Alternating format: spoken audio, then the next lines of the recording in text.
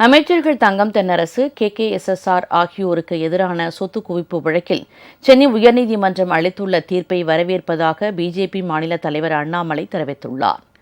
தென்னிந்திய மீனவர் பேரவையைச் சேர்ந்த 100க்கும் மேற்பட்டோர் சென்னையில் அண்ணாமலை முன்னிலையில் இன்று பிஜேபியில் இணைந்தனர்.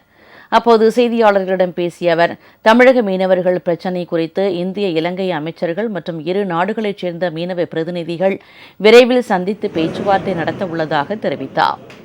ஆம்ஸ்ட்ராங் கொலை வழக்கில் தமிழக காவல்துறை எடுத்து வரும் நடவடிக்கைகளை பாராட்டுவதாக அவர் கூறினார். அருந்ததிய சமுதாயத்திற்கான 3% உள் ஒதுக்கீட்டை மேலும் உயர்த்துவது குறித்து அனைத்து கட்சி கூட்டத்தை கூட்டி தமிழக அரசு ஆலோசனை நடத்த வேண்டும் என்றும் அவர் கேட்டுக் கொண்டார். அமைச்சர்கள் KKSSR ராமச்சந்திரன் மற்றும் தங்கம் தென்னரசு ஆகியோருக்கு எதிரான சொத்து குவிப்பு வழக்கினை விரைந்து விசாரித்து தீர்ப்பு வழங்க வேண்டும் என்றும் அண்ணாமலை வலியுறுத்தினார்.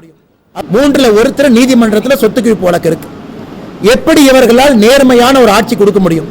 அதனால் தாமதமாக இந்த நீதிமன்றத்தினுடைய தீர்ப்பு வந்திருந்தாலும் வேகமாக தீர்ப்பு வர வேண்டும். குறிப்பாக இந்த ஜட்ஜ்மெண்ட்ல அமைச்சர்கள் KKSSR அவர்களும் தங்கம் தென்னரசு அவர்களும் இருக்கிறாங்க. அதனால் விரைந்து நடவடிக்கை எடுக்கணும். அதனால் பாரதிய ஜனதா கட்சி உயர்நீதிமன்றத்தினுடைய தீர்ப்பை வரவேற்கிறோம்.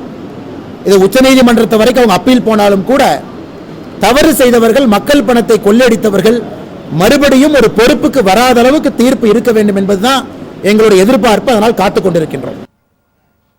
உங்கள் ராஜ் நியூஸ் தொலைக்காட்சியில் திங்கள் முதல் வெள்ளி வரை தினந்தோறும் பிற்பகல் 2 மணிக்கு உங்கள் பகுதியில் உள்ள குறைகளை நேரலையில் தெரிவிக்கும் புகார் பெட்டி நிகழ்ச்சி. பங்கு பெறுங்கள், பயனடையுங்கள், காணத் தவறாதீர்கள்.